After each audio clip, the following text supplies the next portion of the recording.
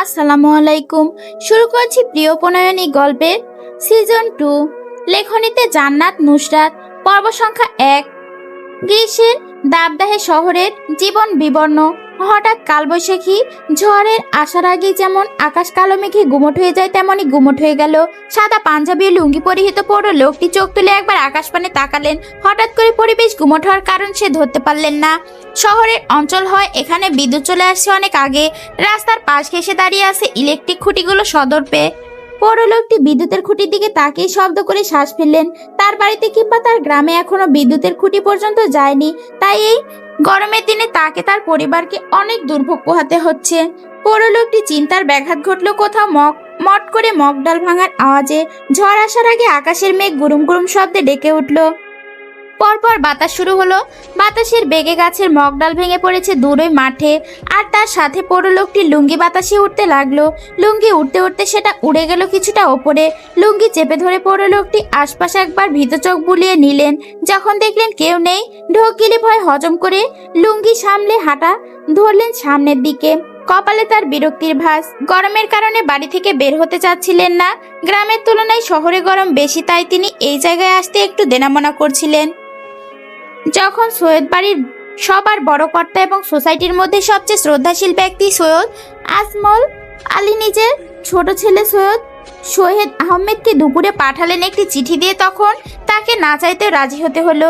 চিঠি বললে ভুল হবে, এক প্রকার হুমকি। সেই হুমকির ভয়ে পড়ো লোকটি আর না চেয়েও না করতে পারেননি। মিনমিন করে সোহেদকে জানিয়ে দিলেন সময় মতো পৌঁছে যাবেন সৈয়দ বাড়িতে। হাঁটতে হাঁটতে মনে মনে গালি দিলেন সৈয়দ বাড়ির সবাইকে। গালি দেওয়ার পরপর আবার চোখ বুলিয়ে নিলেন, ভালো করে দেখলেন কোনো মানুষ আশেপাশে আছে কিনা।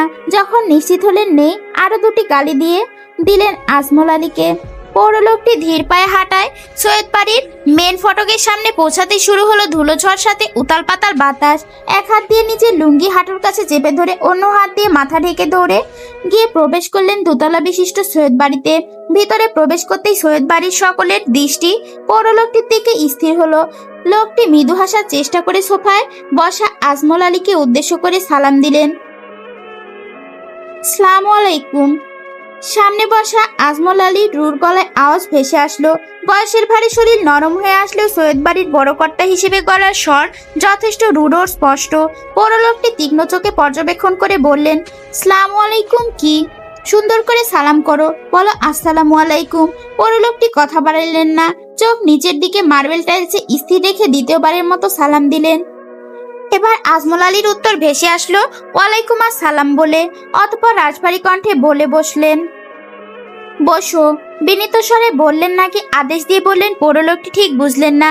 চুপচাপ গিয়ে সামনে একটি সোফায় বসলেন। চোখ তুলে সামনে তাকাতেই চোখের মনের মধ্যে আবদ্ধ হলেন সৈয়দ বাড়ির বড় পুত্র সৈয়দ হেলাল আহমেদ। তার পাশে চুপচাপ মাথায় ওড়না টেনে বসে আছে তার স্ত্রী লিপি খান। ওনার পাশেই চুপচাপ বসে আছে তাদের দুপুত্র, বড় ছেলে সৈয়দ জাইন হেলাল ও ছোট ছেলে সৈয়দ আরশ হেলাল। দুজনের মুখ থমথমে। বড় জনের বয়স 14 এবং ছোট জনের বয়স 12।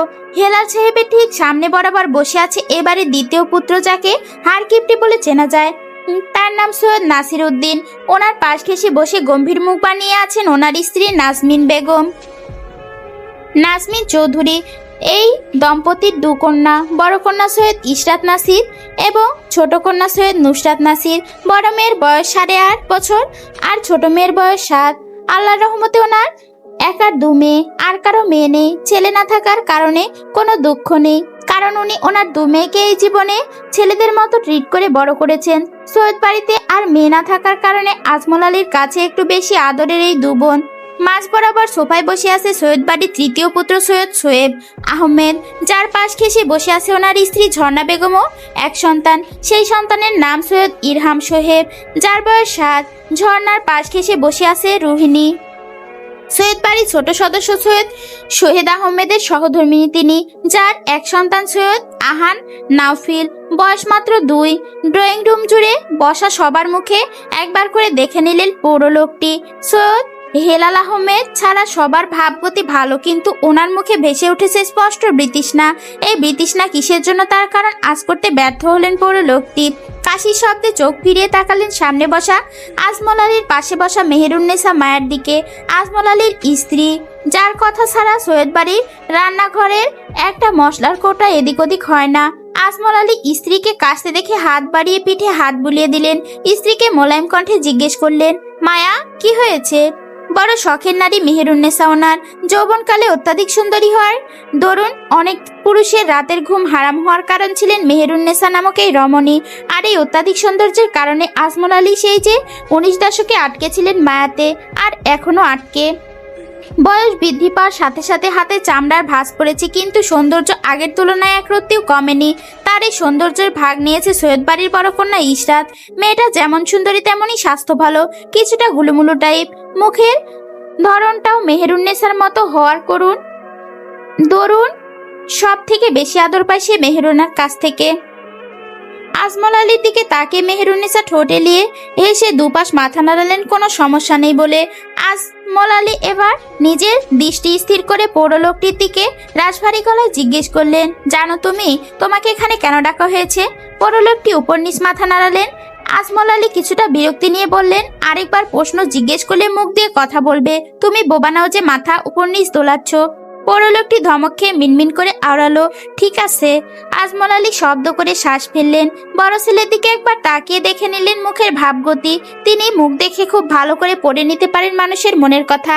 ছেলের মনে এখন কি চলছে তা খুব সহজে ধরে নিতে পারলেন। ঠোঁটের কোণ বেয়ে বয়ে গেল মৃদু হাসির ফোয়ারা, যা কেউ দেখার আগে বিলীন হয়ে গেল। নাসির সাহেবের দিকে চোখ ফিরে তাকাতেই দেখলেন তিনি নিচের দিকে তাকিয়ে খুশিতে গদগদ করছেন। নিজের মেয়েগুলোকে নিজের কাছে রাখার সুযোগ তিনি কোনোভাবেই মিস করবেন না। তাই বড় ভাইয়ের সাথে মনোমালিন্য হলেও তিনি এত খুশি। অনেক সময় ভালো কিছু পেতে হলে বড় ছোট জিনিস কোরবানি দিতে হয়, আর এই কোরবানি দিতে তিনি এক পায়ে রাজি। আজমল আলী নাসির সাহেবের সাথে চোখ ফিরিয়ে নিয়ে পৌরলোকটির দিকে দৃষ্টি জ্ঞাপন করলেন এবং শান্ত গলায় বললেন, ইমাম বিয়ে পড়ানো শুরু করুন। বড় মেয়ে সৈয়দা ইশরাত নাসিরের সাথে বড় ছেলে সৈয়দ জাইন হেলালের বিয়ে হবে এবং ছোট মেয়ে নুসরাত নাসিরের সাথে আরশ হেলালের বিয়ে হবে। ইমাম সাহেব জি আচ্ছা বললেন। মোটা ফ্রেমের জানালার ওপাশ থেকে বৃষ্টির ফোঁটা এসে ঘরের ভিতর পড়ছে। ঝনঝন করে বৃষ্টি পড়ার শব্দের সাথে ইমাম সাহেব শব্দ তুলে বিয়ে পড়াতে শুরু করলেন। সৈয়দ নাসির উদ্দিনের বড় কন্যা সৈয়দা ইশরাত নাসিরের সাথে নগদ 10 লক্ষ টাকা দেনমোহর, 1 বিঘা জমি ও 20 তুলো সোনা ধার্য করিয়া তুমি কি ইশরাত নাসিরকে বিয়ে করতে রাজি আছো? রাজি থাকিলে বলো বাবা কবুল। জাইন মুখ বন্ধ করে বসে রইল চুপচাপ। ইমাম সাহেব আবারও জিজ্ঞেস করলেন, এবারও চুপ। আজমল আলী গলা খাকারি দিয়ে জাইনের দৃষ্টি আকর্ষণ করলেন। মোলায়েম কণ্ঠে বললেন, দাদা বলছো না কেন? তোমার কি কোনো সমস্যা আছে বা কিছু বলতে চাও? জাইন মনে হয় এই প্রশ্নের অপেক্ষায় ছিল এতক্ষণ। কাঙ্ক্ষিত প্রশ্ন আজমল আলী জিজ্ঞেস করতে পুরুষ আলী ভারী গলায় বলল, কাবিননামায় আরো একটা জিনিস অ্যাড করা দরকার দাদা। আজমল আলীকে উদ্বিগ্ন হতে দেখা গেল না। তিনি নরম চোখে নাতির দিকে চেয়ে থেকে বললেন, কি দাদা? জাইন অন্তর্ভেদী চাহনি নিয়ে ইশরাতের দিকে স্থির করল। বুদ্ধিদীপ্ত, মাঝারি আকারের লম্বা লম্বা দাড়ি বিশিষ্ট, চোখগুলো এতক্ষণ স্থির ছিল মার্বেল টাইলসে। ইশরাত এক পলক তাকিয়ে চোখ ফিরিয়ে নিল, চোখের ভাষা বোঝার চেষ্টা করলো না। নখ মুখে ঢুকিয়ে দাঁত দিয়ে কামড়াতে লাগলো। সকলের অপেক্ষার অবসান ঘটিয়ে রাজভারী গলায় জাইন বলল, কাবিননামা লিখুন, সোনা জমি দেনমোহর ছাড়াও আমাকে কখনো যদি ইশরাত আমাকে ডিভোর্স দিতে চায় বা পারিবারিক জাতাকলে পড়ে কোনো কারণে বিয়েটা অস্বীকার করতে চায়, তাহলে যেন আমাকে ওর পিছ ছাড়তে না পারে।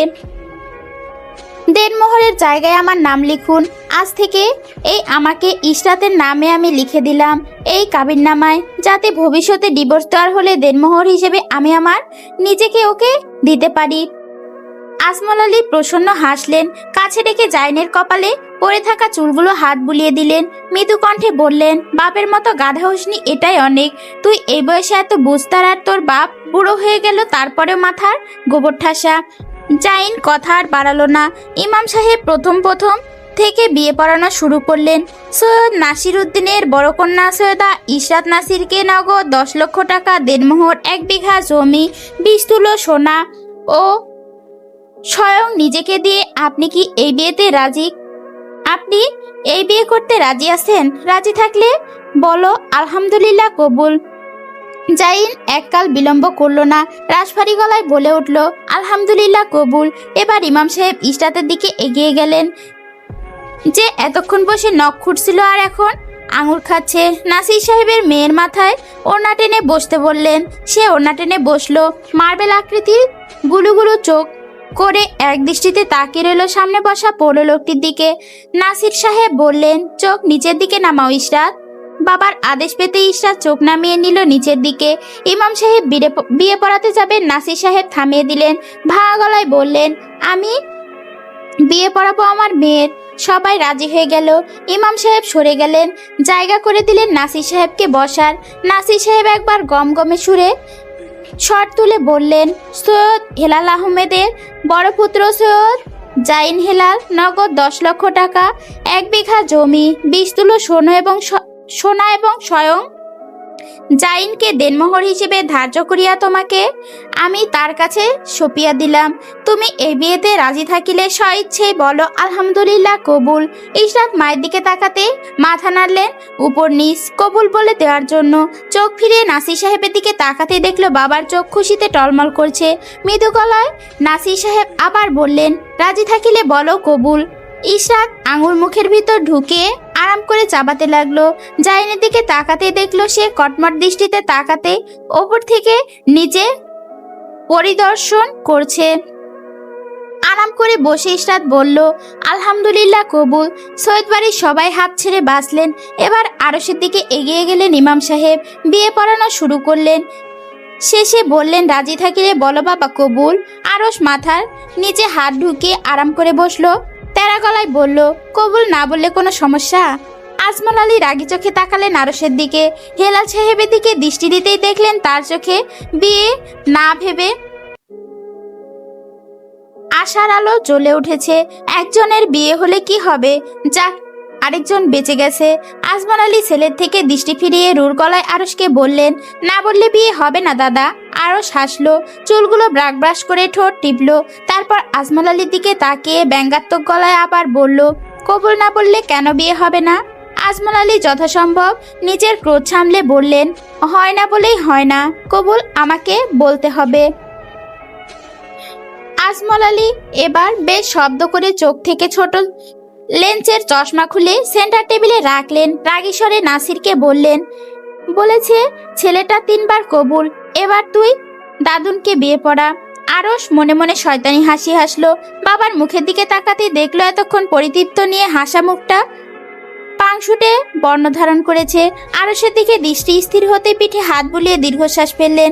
আরশও সমপরিমাণ ব্যথিত হয়ে দীর্ঘশ্বাস ফেললো, কিন্তু নিজ মনে ঠিকই বিড়বিড় করে আওড়ালো, আলহামদুলিল্লাহ কবুল। নুসরাতের পালা এবার। যখন নাসির সাহেব কিছু বলার আগেই নুসরাত চিৎকার দিয়ে বলে উঠল, আলহামদুলিল্লাহ কবুল কবুল কবুল কবুল। ড্রয়িং রুমে মুখ গম্ভীর করে বসা আজমল আলী শব্দ করে হেসে উঠলেন। এই পর্যায়ে নুসরাত আর ইশরাতকে নিজের দুপাশে বসিয়ে আদর করে দিলেন। জাইন আর আরশকেও করে দিলেন। সবার শেষে ইরহামের কপালে চুমু খেয়ে বললেন, তুই রাগ করিস না, আরেকটা মেয়ে থাকলে তো ওর সাথে বিয়ে দিয়ে দিতাম। কথাটা শেষ করে উচ্চ শব্দে হাসলেন। বাবার সাথে তাল মিলিয়ে হাসলেন ছোট 3 পুত্র। কিন্তু বড় পুত্রের মুখে অমাবস্যার মতো অন্ধকার নেমে আছে, ঠোঁটে নেই এক চিলতে হাসি। আজমল আলী আর ফিরে তাকালেন না হেলাল সাহেবের দিকে। রাগ করলে করুক গে, তিনিও জেদ নিয়ে অটুট। বাবা ভাইয়ের এই নীরব স্নায়ু যুদ্ধ পরিবারের সবাই চুপচাপ দেখলো, কেউ টু শব্দ করলো না। আজমল আলী যা সিদ্ধান্ত নিয়েছেন আজ পর্যন্ত তার কোনো খারাপ দিক বের হয়নি, তাই এবারও চোখ বন্ধ করে সবাই আজমল আলীর উপর বিশ্বাস রাখছেন। সবার মধ্যে বেঁকে বসেছেন হেলাল সাহেব। বাবার এই সিদ্ধান্ত তিনি মেনে নিতে পারছেন না।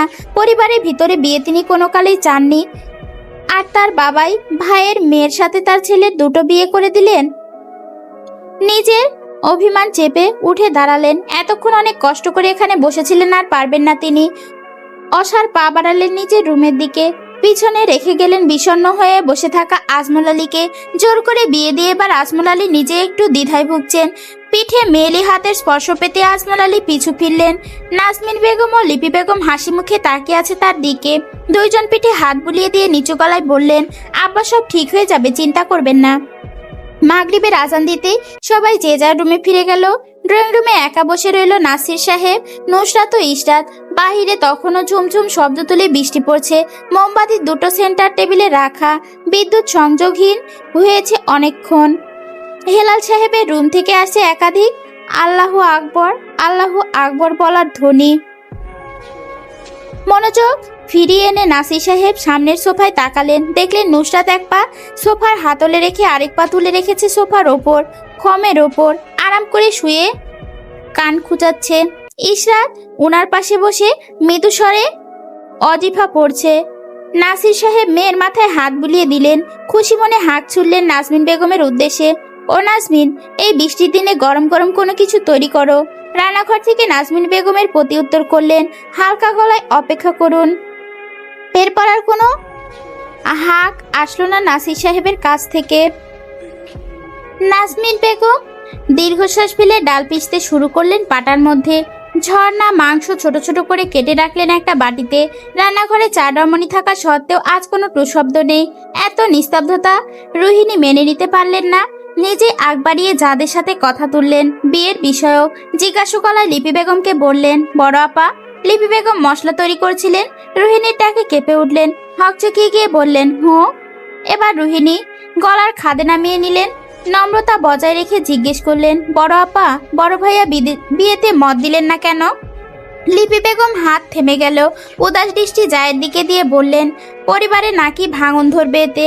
ভাঙন ধরার হলে তো এমনিই ধরতো, এতদিনে তাই না রে মেজো? নাজমিনের দিকে প্রশ্ন ছুড়ে দিয়ে লিপি বেগম তাকিয়ে রইলেন চুপচাপ। লিপি বেগমের প্রশ্নের উত্তর ঝটপট দিলেন নাজমিন বেগম, জি আপা।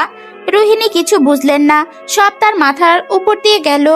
ঝর্ণা বেগম মাংস কাটা হাত দিয়ে কপালে রাখলেন। রোহিণী বেগমকে বকা দিয়ে বললেন, বোকাটা এখনো বুঝেনি, বড় আপা বুঝিয়ে বলো। লিপি বেগম মাটির উনুনে পাতিল বসিয়ে হাসলেন। ঝর্ণা বেগমকে হালকা ধমক দিয়ে বললেন, তুই ওকে ধমকাচ্ছিস কেন রে সেজো? দাঁড়া, আমি তোকে খুলে সবকিছু বলছি। রোহিণী বেগম ঝর্ণা বেগমের ধমক খেয়ে মুখ চুপসে গিয়েছিল। যখন লিপি বেগম ঝর্ণা বেগমকে ধমকে তাকে বুঝিয়ে বলার কথা বলেন, তখন আবার ঠোঁটে সে ভিড় করলো হাসি। ঝর্ণা বেগম আর নাজমিন বেগম সেটা খেয়াল করে হালকা হাসলেন। লিপি বেগম এবার বলতে শুরু করলেন, গতকাল রাতে পাঠাগারে গোপন বৈঠক বসেছিল না বাড়ির পুরুষদের নিয়ে, সেখানে আব্বা জাইনিস রাতের বিয়ের কথা তোলেন। রোহিণী কথা থামিয়ে দিয়ে জিজ্ঞেস করলেন, শুধু কি জাইনিস রাতের? এবার নাজমিন বেগম মৃদুস্বরে বললেন, হুঁ। রোহিণী অবাক গলায় জিজ্ঞেস করলেন, তাহলে নুসরাত আর আরশ কোথা থেকে অ্যাড হলো? রোহিণী গলা থেকে বিস্ময় ঝরে পড়ছে। গোল গোল চোখে চেয়ে আছেন বড় জাদের দিকে। তার এরকম বিস্ময় নিয়ে প্রশ্ন আর গোল গোল চাহনি দেখে বড় জায়েদের উচ্চ শব্দে হাসি ভেসে উঠল। ঝর্ণা বেগম পারেন না এখানে গড়াগড়ি খেয়ে হাসতে। রোহিণী গাল ফোলালেন। 2 বছরের বাচ্চার মা হয়েও এখনো 18, এই সেই কিশোরীদের মতো গাল ফোলালেন তিনি। আরেক দফা জায়েদের দিকে তাকিয়ে হেসে গড়াগড়ি খেলো। এবার বেজায় চটে গেলেন রোহিণী 3 জায়ের ওপর। রাগী গলায় বললেন, আপা, তোমরা জোট বেঁধে আমাকে নিয়ে হাসছো। একদিন আমারও দিন আসবে, সেদিন তোমাদের নিয়ে আমিও হাসবো। লিপি বেগম মিছিমিছি চোখ বড় বড় করে 2 জায়ের দিকে তাকালেন। রোহিণীকে সান্ত্বনা দিয়ে বললেন, এই নাজনীন, ঝর্ণা হাসছিস কেন ওকে নিয়ে? দুটোকে ধরে লাগাবো না? ঝর্ণা বেগম আর নাজনীন বেগম এতক্ষণ পেট চেপে রাখা হাসি ফুস করে ছেড়ে দিলেন। দুজনের হাসি দেখে লিপি বেগমও হেসে দিলেন। পরপর রোহিণী উচ্চ শব্দে হেসে দিলেন। 4 জন রমণী কোনো কারণ ছাড়া নিজেদের দিকে তাকিয়ে কিছুক্ষণ পর পর হাসলেন। চোখের কোণে পানি জমা হওয়ায় লিপি বেগম চোখ মুছে নিলেন হাতের তালু দিয়ে। হাসি কোনো রকম চেপে বললেন, আর হাসবি না, খবরদার। লিপি বেগম চোখ রাঙানি দেখে নাজমিন বেগম হুহা করে হেসে উঠলেন। চোখ হাঁটু চেপে ধরে বললেন, আপা, কিছুক্ষণ আমরা কেউ কারোর দিকে তাকাবো না, তাহলে হাসি একটু হলেও কমবে। হাসির চোটে নাজনীন বেগমের কথাগুলো এবড়ো থেবড়ো হয়ে গেল। সবাই মেনে নিলেন। তারপর যে যার কাজ গোছাতে লাগলেন। 4 জন এক যাও কারো দিকে ফিরে তাকালেন না। কিছুক্ষণ লিপি বেগম পাতিলে তৈল দিয়ে ডালের ভরা বাঁচতে বাঁচতে রোহিণীর উদ্দেশ্য করে বললেন, শোন ছোট, তো আব্বা শুধু দুজনের বিয়ের কথা তুললেন, কিন্তু উনি বেঁকে বসলেন মেজো ভাই। আব্বার কথা শেষ করার আগে খুশিতে হইচই করে উঠলেন। মেজো ভাইয়ের খুশির কারণ তো তুই বুঝতে পারছিস, তার মেয়ে তার কাছে থাকবে, এটাই বড় ব্যাপার। ইশরাতের জন্মের পরে মেজো ভাই বলেছিলেন মেয়ের বিয়ে দিবেন না তিনি, আর এই প্রস্তাব পর হাতে ঝিলাপি পাওয়ার মতো খুশি হয়েছিলেন। আমার ওনাকে বেঁকে বসতে দেখে আব্বা কিছুক্ষণ চুপচাপ তাকিয়ে রইলেন। জিজ্ঞেস করলেন, কেন বেঁকে বসেছেন? জুৎসই কোনো কারণ দেখাতে পারলেন না। তোরা তো জানিস আব্বা কি রকম লোক। ওনার কাছ থেকে যুক্তিসঙ্গত উত্তর না পেয়ে তেরা গলায় বললেন, তুমি কোনো যুদ্ধে উত্তর দিতে পারলেন না হেলাল, তাই তোমার এই বেঁকে বসার জন্য শাস্তি হিসেবে ছোট ছেলের সাথে নাসিরের ছোট মেয়ের বিয়ে নির্ধারণ করা হলো। রোহিণী মুখে এক হাত চাপলেন। বিস্ময় তার অক্ষিকোটর থেকে অক্ষিগোলক বের হয়ে আসছে। মৃদু চেঁচিয়ে জিজ্ঞেস করলেন, আপা, বড় ভাইয়া তো এসব তোমাকে জানায়নি, তাহলে তুমি এটা জানলে কিভাবে? এবার চোর ধরার মতো তিন জায়ের মুখ লুকিয়ে ফেললেন ওনার আড়ালে। রোহিণী সন্দেহ নজরে তাকালেন। তিনজন একসাথে বোকা হেসে নাজনীন বেগম বললেন, গোপন বৈঠকের কথা শুনে আমি, আপা আর ঝর্ণা তিনজন মিলে কান পেতেছি দরজার ওপাশে। তাদের গলা তো বাস খাই, ধীরে কথা বললেও জোরে বের হয়, তাই শুনতে কোনো অসুবিধা হয়নি। রোহিণী ব্যঙ্গোত্তর মতো হাঁ করে ফেললেন। দুঃখী চোখে যাদের দিকে তাকালেন দেখলেন তারা কাচুমাচু করছে। কাঁদো কাঁদো গলায় বললেন, তোমরা একা একা কান পাততে চলে গেলে আমাকে সাথে নিলে না? ঝর্ণা বেগম সতর্ক চোখে বাইরের দিকে একবার তাকালেন। রোহিণীকে শাসিয়ে বললেন, ধীরে কথা বল ছোট, শুনতে পাবে ভাইয়ারা। আর তোকে আমরা নিয়ে যেতাম কান পাততে, ওখানে গিয়ে যদি আহান কান্না করে সেটা ভেবে আপারা আমি নিয়ে যাইনি। বাড়ির কর্ত্রীরা ফিসফিস শব্দ করে আরো অনেক কথা বলল বাড়ির কর্তাদের নিয়ে, যা বাড়ির কর্তাদের অগোচরেই থেকে গেল। লাঠি ভর দিয়ে রুমের ভেতর পায়চারি করছে মেহেরুন্নেসা এদিক ওদিক। আজমল আলী বাথরুমে গিয়েছেন। হাঁটতে হাঁটতে বারবার চোখ ফিরিয়ে তাকালেন বাথরুমের দরজার দিকে। কাঙ্ক্ষিত ব্যক্তি তখনও বাথরুমে। এবার বিরক্ত হয়ে মেহেরুন্নেসার দুর্বল পা ফেলে এগিয়ে গেলেন দরজার সামনে। হালকা হাতে থাপ্পড় দিয়ে যাবেন দরজায়, তখনই ধরাম করে ওয়াশরুমের দরজা খুলে গেল। আজমল আলী দরজা খুলে ভ্রু কুঁচকে স্ত্রীর পানে তাকিয়ে রইলেন। মেহেরুন্নেসাও একই ভঙ্গিতে ভ্রু বাঁকিয়ে স্বামীর দিকে তাকিয়ে রইলেন। রাগী স্বরে আজমল আলীকে জিজ্ঞেস করলেন, আপনি ওগো বিয়ে দিছেন কে? হেলাল যখন রাজি হয় নাই তখন জোর করবার কি দরকার আছিল? আমারই কি সব খুইলা কইবেন আপনি? আজমল আলী স্ত্রীর জিজ্ঞাসু দৃষ্টি অবজ্ঞা করে পাশ কাটিয়ে চলে গেলেন। আরাম করে গিয়ে বিছানায় বসলেন। হাতের লাঠি আর মোমবাতি একপাশে রেখে স্ত্রীকে হাতের ইশারায় কাছে ডাকলেন। মেহেরুন্নেসা কপালে বিরক্তির ভাঁজ ফেলে এগিয়ে গেলেন স্বামীর দিকে। রাগী চোখে স্বামীর দিকে তাকিয়ে পাশ ঘেঁষে বসলেন। আজমল আলীর মোটা গম্ভীর গলায় এবার স্ত্রীর উদ্দেশ্যে বলতে শুরু করলেন, শুনো, তোমার বড় ছেলে প্রবাসে ফিরার আর কতদিন কও তো? মেহেরুন্নেসা ভ্রু বাঁকিয়ে নিলেন। জিজ্ঞেস করতে যাবেন বিয়ের সাথে প্রবাস যাওয়ার কি সম্পর্ক, তার আগেই বুঝে গেলেন আজমল আলী স্ত্রীর মনের কথা। আদেশ সহকারে বললেন, আগে বলো কতদিন, তারপর তোমার সব প্রশ্নের উত্তর পাবে মায়া। মেহেরুন্নেসা এবার খানিকটা দমে গেলেন। হাতের আঙুল চেপে দিন গুনতে লাগলেন। গণনা শেষে মৃদু গলায় আওড়ালেন, এই তো সাইমনের সোমবারের পরের সোমবার, মাইনে 9 দিন পর। কিন্তু এটার সাথে বিয়ার কি সম্পর্ক? আমি বুঝলাম না। আজমল আলী স্ত্রীর কাঁধ চেপে ধরলেন। স্ত্রীকে জিজ্ঞেস করলেন, আমাকে বিশ্বাস করো তুমি? মেহেরুন্নেসা মাথা উঁচিয়ে নিচ নাড়লেন। আজমল আলী মোলায়েম কণ্ঠে বললেন, তোমার ছেলে এবার প্রবাসে গেলে আর ফিরে আসতো না। মেহেরুন্নেসা ভ্রু কিঞ্চিত করে ফেললেন। দ্বিধা নিয়ে স্বামীকে জিজ্ঞেস করলেন, আপনি জানলেন কিভাবে? শুক্রবার রাতে আমি যখন পাঠাগারে ছিলাম তখন জানতে পেরেছি। মেহেরুন্নেসা আরো কিছু প্রশ্ন করতে যাবেন, আজমল আলী থামিয়ে দিলেন। তর্জনী আঙুল তুলে ঠোঁটের ওপর রেখে দেখালেন চুপ। মেহেরুন্নেসা স্বামীর কাছ থেকে আদেশ পেয়ে আর কথা বাড়ালেন না, চুপ মেরে বসে রইলেন। তোমার ছেলে এবার প্রবাস গেলে আর ফিরে আসতো না। তার 2টা সন্তান তার কাছে কিসের টানে দেশে আসবে সে? হয়তো আমি আর তুমি মরে গেলে আসতো হেলাল। আশাতে কি আমি তুমি ওকে দেখতে পেতাম না তো? তাই তো আমি হেলালের ইচ্ছের বিরুদ্ধে গিয়ে তার ছেলেদের নাসিরের মেয়েদের সাথে বিবাহ নামক বন্ধনে বেঁধে দিয়েছি। এতে করে হেলাল দেশে আসতে না চাইলেও তার ছেলেরা বইয়ের টানে দেশে আসলে তাকেও আসতে হবে।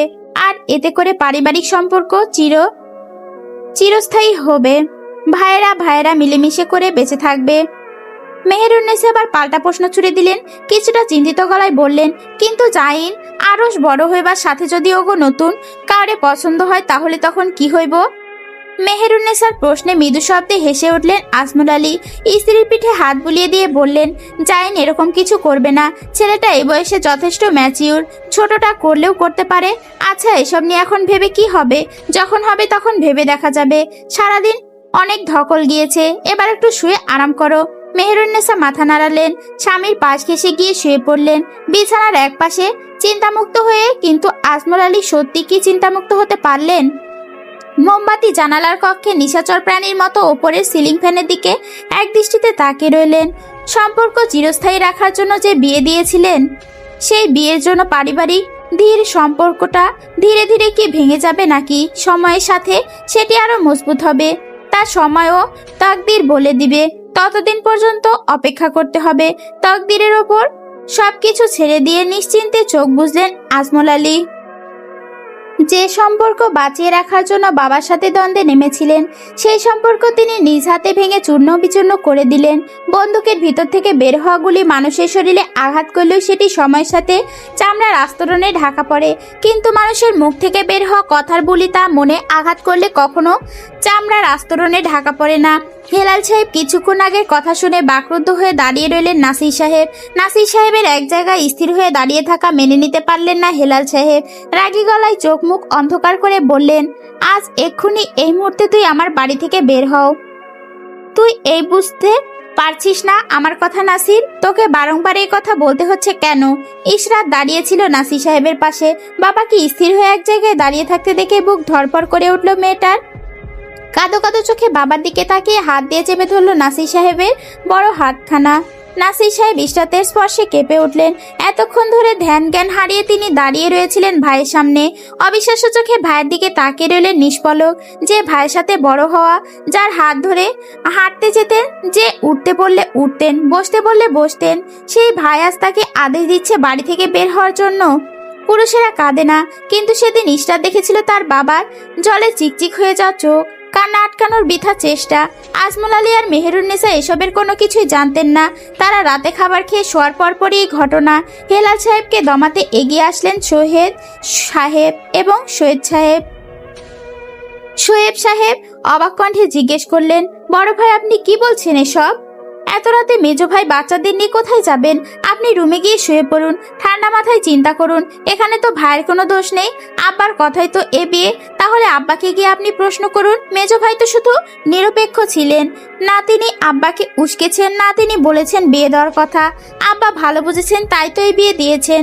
সেখানে আপনি মেজো ভাইকে অপমান করে বাড়ি থেকে বের করে দিতে পারবেন না, কারণ এ বাড়িতে যতটুকু আপনার টাকা আছে ততটুকু আব্বারও আছে।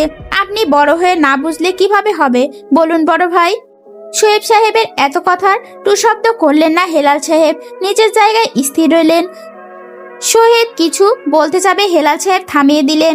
চোখ ছোট ছোট করে পুরুষালী পুরো গলায় আওড়ালেন, আমি তোদের বড় না, তোমরা আমার বড়।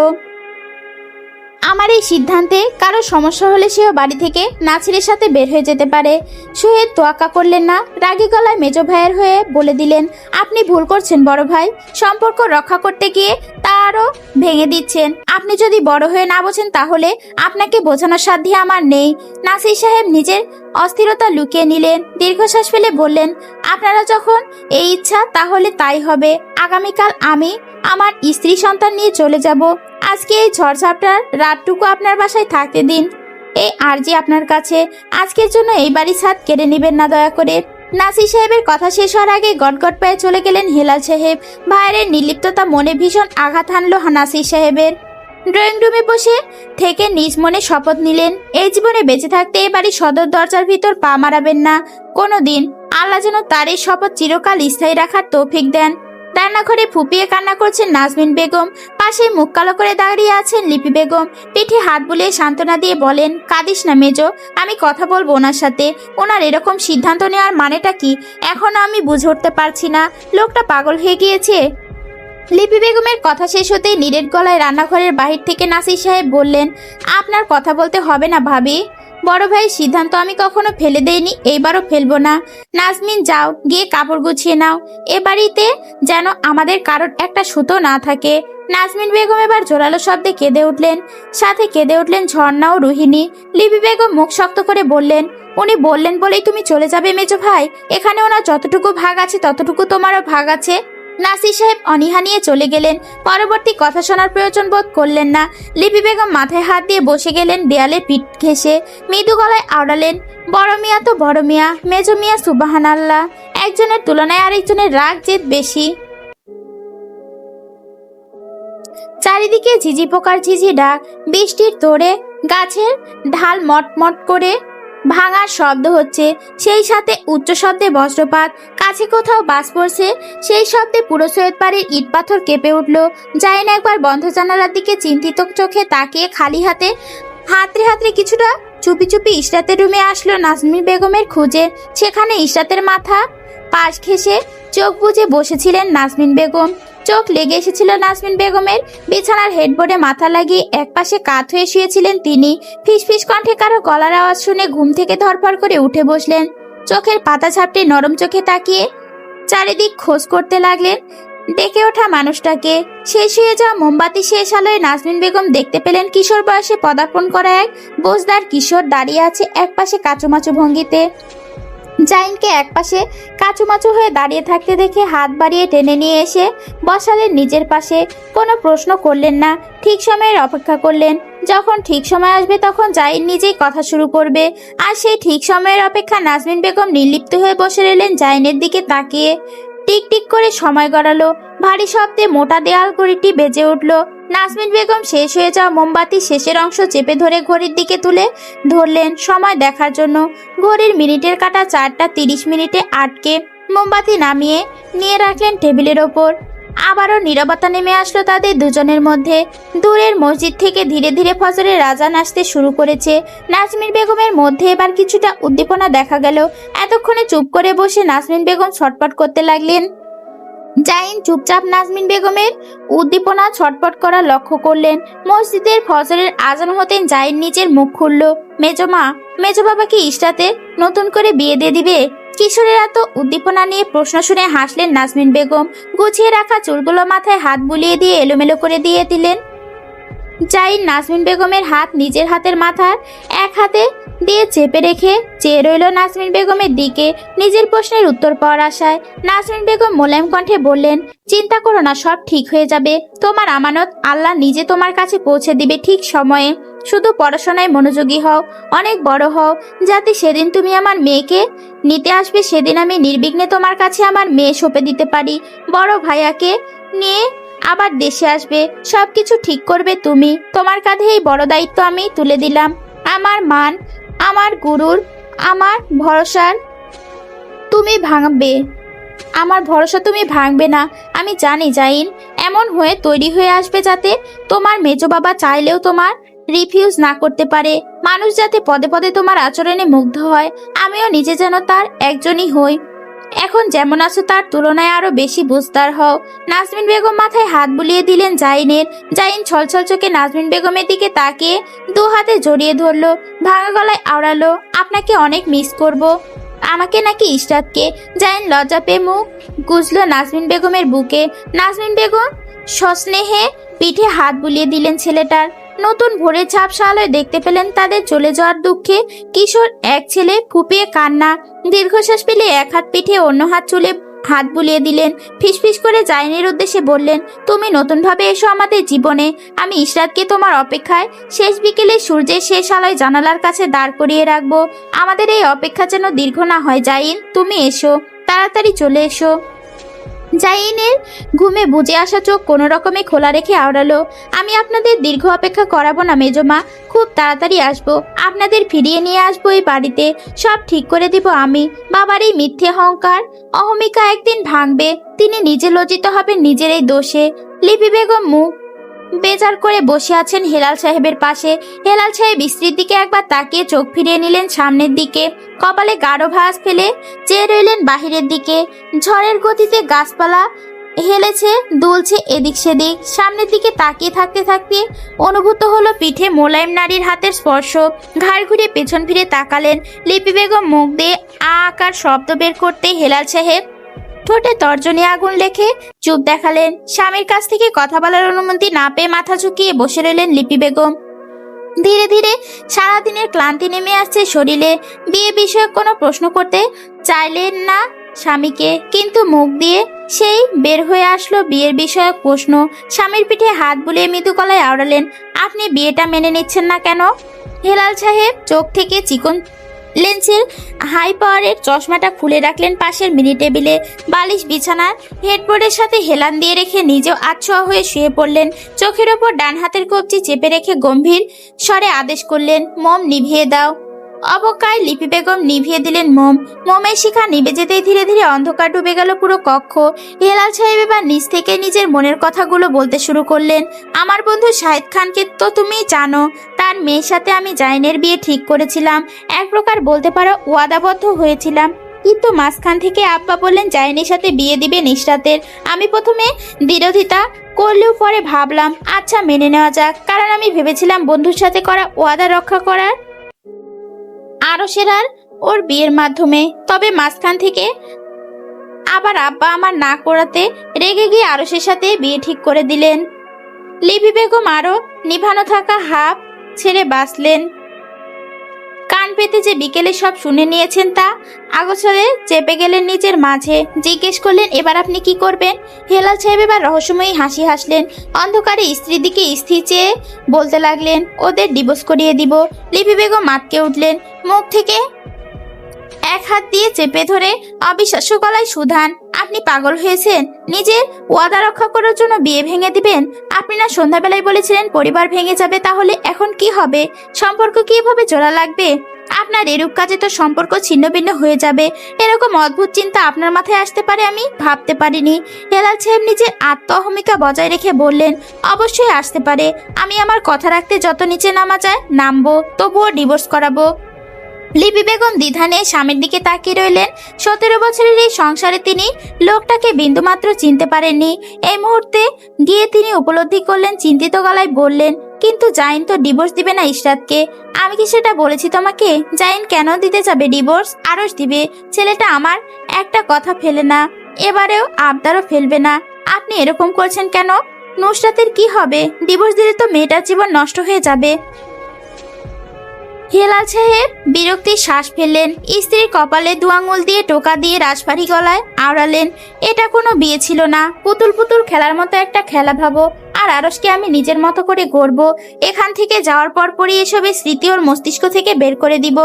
তখন না হয় বিয়ে করে নিবে শাহেদের মেয়েকে। আর আমি তো আরশের জীবনে কখনো আসতে দিব না এই দেশে। আরশকে দেশে আসতে না দিলে নাসিরের মেয়ের সাথেও দেখা হবে না, আর এই বিয়ে এমনিতেই ভেঙে যাবে। লিপি বেগম স্বামীর দিকে ঘৃণ্য দৃষ্টিতে দিলেন। অন্ধকারে যা উপলব্ধি করতে পারলেন না হেলাল সাহেব। উল্টো পাশ ফিরে শুয়ে পড়লেন লিপি বেগম। স্বামী নামক পুরুষটার প্রতি বৃতৃষ্ণার তীব্রতর গতিতে বেড়ে যেতে লাগলো। নিজের বৃতৃষ্ণা লুকিয়ে শুধু মৃদু গলায় স্বামীকে সাবধান করলেন, ওপরে একজন আছেন। আজকের বিয়েকে আপনি যেখানে অস্বীকার করছেন, সেখানে স্বয়ং আল্লাহ তার দরবারে কবুল করেছেন, আর তার ইচ্ছে হয়েছে বলে এই বিয়ে হয়েছে। আপনি আমি কেউ নই যে এই বিয়ে ভেঙে দিব। এই ধরনের পাপে লিপ্ত হবেন না, আমি আপনাকে সাবধান করছি। আচ্ছা, আপনি একবার ভেবে দেখুন, আরশের বিয়ে করতে কোনো সমস্যা হবে না, কারণ পুরুষদের 4টা বিয়ে জায়েজ। কিন্তু মেয়েটার কি হবে? না পারবে বিয়ে করতে, না পারবে কাউকে নিজের সাথে জড়াতে, আর না পারবে আপনার ছেলের কাছ থেকে ডিভোর্স নিতে। আপনি নিজের অহমিকে বজায় রেখে কতটা নিচে নেমে গিয়েছেন তা আপনি কল্পনা করতে পারবেন? লিপি বেগম এত কথা একটার উত্তর করলে না হেলাল সাহেব। লিপি বেগমের ইচ্ছে হলো একদলা থুতু স্বামীর মুখে ছুঁড়ে ফেলার, কিন্তু সেই সাহস তার নেই। চুপচাপ এক পাশ ফিরে মটকা মেরে শুয়ে রইলেন ফজরের আজানের আগ পর্যন্ত। একেবারে ফজরের নামাজ শেষ করে 2 চোখ বুঝলেন তিনি, পাড়ি জমালেন নিদ্রার দেশে।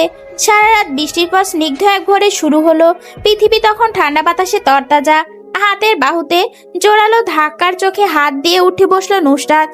এক চোখ খুলে সামনে তাকিয়ে আবার বসে ঝিমাতে লাগলো। আরশ কিছুক্ষণ বিরক্তি দৃষ্টিতে তাকিয়ে নিজের খসখসে হাতে ট্যাপ ট্যাপ করে গালে থাপ্পড় মারল নুসরাতের। গালে হাতের স্পর্শ যখন জোরালো হলো, তখন চোখ দুটো দিয়ে ডোলে সামনে তাকানো ঝিমানো নিয়ে মুখে হাত দিয়ে হাই তুলে আড়মোড়া ভাঙলো ছোট মেয়েটা। আরশের দিকে কিছুক্ষণ তাকিয়ে থেকে কপালে ভাঁজ ফেললো। সকাল সকাল আরশের মুখ দর্শন হতে বিরক্তিতে কপালের মাঝ বরাবর ভাঁজ পড়লো। আপনা আপনি এক ভ্রু ওপর নিচ উপরের দিকে উঠে গেল, ঠোঁট বেঁকে গেল এক পাশে। আরশ চুপচাপ দাঁড়িয়ে শুধু লক্ষ্য করলো নুসরাতের বিকৃতি ঘটা মুখ, আর ধৈর্য রাখতে পারল না। নিজের গাম্ভীর্য ধরে রেখে বড় মানুষের মতো বললে, শুনলাম আজ তোরা চলে যাচ্ছিস। এই কথা বলতে নুসরাতের চোখের সামনে ভেসে উঠল বাবার জলে চিকচিক করা চোখ। সে ঘুম থেকে উঠেছিল নিচতলায় যাওয়ার জন্য। প্রতিমধ্যে হেলাল সাহেবের অপমানমূলক বাক্য শুনে সে পর্দার আড়ালে লুকিয়েছিল। তখন মেয়েটার কানে সব কথা এসেছে। একবার উকি মেরেছিল রেলিং ধরে, তখন জলে চিকচিক করতে থাকা বাবার চোখ সে দেখেছে। বুকের ভিতর ধরফড় করে কোথাও কিছু একটা ধূপ করে জ্বলে উঠলো। চোখ মুখ কালো করে পা দিয়ে টাইলসের মধ্যে নখ দিয়ে খুঁড়তে লাগলো। আরশ এটাও লক্ষ্য করলো খুব নিপুণভাবে। নুসরাতের রাগ সামলানোর চেষ্টা তার কাছে অসাধারণ লাগলো। ভ্রু চুলকে আরশ চুলগুলো ব্রাকবাস করলো। দুহাত আড়াআড়ি বুকে বেঁধে ভাব নিয়ে দাঁড়িয়ে বলল, যা বলতে এসেছিলাম, তোর আর আমার তো গতকাল বিয়ে হয়েছে, আর আমাদের পরিচয় বেশি দিনের নয়। তোর সাথে আসলে কথা বলতে আমার ইন্টারেস্ট আসছে না, বুঝেছিস? যাই হোক, তোকে কয়েকটা অ্যাডভাইস দিতে আসলাম। যেহেতু আমি তোর স্বামী, কথাগুলো অক্ষরে অক্ষরে পালন করবি, কারণ আমি যখন দেশে আসবো তখন যেন তোকে এরকম এসে পাই। নাম্বার 1 অ্যাডভাইস, স্লিম হবু। মোটা মেয়ে আমার পছন্দ না। আর এখন তুই যে মোটা, দেখলে ইচ্ছে করে ফুটবল খেলি তোকে বল বানিয়ে। রোগা হবি, বুঝতে পারছিস? অ্যাডভাইস নাম্বার 2, তোর এই গায়ের রংটা আসলে আমার পছন্দ না। সকালে দেখি তুই সাদা হয়ে যাস, দুপুরে দেখি লাল গোসল করে দেখি শ্যামলা, আর বিকেল হলে তুই কালো গিরগিটির মতো রং পরিবর্তন করে তোর এই গায়ের বর্ণ। এখন তোর কাজ হলো ক্রিম মেখে কালো হবি, না হলে সাদা হবি, যে কোনো একটা হবি। অ্যাডভাইস নাম্বার 3, আমি দেশে আসি বা না আসি, মেজো বাবা যদি তোর বিয়ে দিতে চায়, তুই বলবি আমি বিবাহিত মহিলা, আমার স্বামী আছে, সে প্রবাসে, সে আসলে আমার স্বামী, না আসলেও আমার স্বামী। তার অপেক্ষা করে এই জীবন আমি কাটাতে চাই, তবুও বিয়ে নামক দ্বিতীয় সম্পর্কে জড়াবি না। অ্যাডভাইস নাম্বার 4, আমার স্মৃতিগুলো ভুলবি না। যদি ভুলে যাস তাহলে দেয়ালের সাথে দুটো বাড়ি দিব মাথায়, তাহলে আবার তোর স্মৃতি চলে আসবে। আর আমাদের বিয়ের ডেট মনে রাখবি। প্রতি বছর এই দিনে আমাকে একটা করে মেসেজ লিখবি, নাম্বার তো আছেই তোর কাছে। অ্যাডভাইস নাম্বার 5, ছেলে বন্ধু বানাবি না। আর এই ফোলা ফোলা গালগুলো যেন এরকম থাকে। তোর মুখের মধ্যে একটা জিনিস আমার খুব পছন্দ, বুঝেছিস? চাইলে আরো একটু খেয়ে গাল ফোলাতে পারিস। অ্যাডভাইস নাম্বার 6, মেজো বাবার কাছ থেকে যত টাকা নিবি তার একটা লিস্ট রাখবি, যাতে ভবিষ্যতে যখন আমি আয় করব তখন মেজো বাবার সব টাকা তাকে ফিরিয়ে দিতে পারি। আর আমাকে একদম সাধারণ নিবি না, বুঝেছিস? তোর সাথে একটা সিক্রেট শেয়ার করি, তুই তো এখন নিজের মানুষ। ওই দেশে না আমার একটা গার্লফ্রেন্ড আছে, নাম ফ্লোরা। মেয়েটা এত সুন্দর, এত সুন্দর, আর গালগুলো এত গোলাপি, কি বলবো তোকে। মেয়েটাকে দেখলে তুই দেখতে থাকবি, সামনে দেখে মন চাইবে তুই একটা চুমুটুমু খেয়ে ফেলতে। তাই বলে মনে করিস না আমি চুমু খেয়েছি। আমার মন চেয়েছিল, আমি নিজেকে বলেছি চুপ, অন্যের বইয়ের দিকে তাকাস না, তোর চোখগুলো গেলে দেওয়া উচিত। ও আরেকটা কথা, মেয়েটাকে দেখলে ইচ্ছে করে গাল টিপে দিতে। আরশের বকবক শুনে নুসরাত শব্দ করে শ্বাস ফেললো। দু হাত দিয়ে কান চেপে ধরে চোখ উল্টে একটা শব্দ করলো। গাল টিপে দিতে ইচ্ছে করে, গলা টিপে দিতে ইচ্ছে করে না। আরশ পকেটে হাত পুরে কান পেতে বলল, কি? আবার বল, শুনতে পাইনি। কিছু না। আরশ নুসরাতের পাশ ঘেঁষে বসলো সিঙ্গেল বেডে। আরাম করে বসে গলা খাকারি দিয়ে নিজের গলা পরিষ্কার করে নিয়ে আওড়ালো, আচ্ছা, ফ্লোরার কথা অন্য একদিন বলবো, আজ থাক, তোকে অ্যাডভাইসগুলো আগে দিয়ে দেই। অ্যাডভাইস নাম্বার 7, লম্বা বেশি হবি না। 5 ফুট 2-3 হলেই চলবে, বা 4 ফুট 11 ইঞ্চি হলেও চলবে। আমার আবার লম্বা মেয়ে পছন্দ নয়, খাটো হবি। এখন তো খাটো আমার পেটে এসে পড়িস।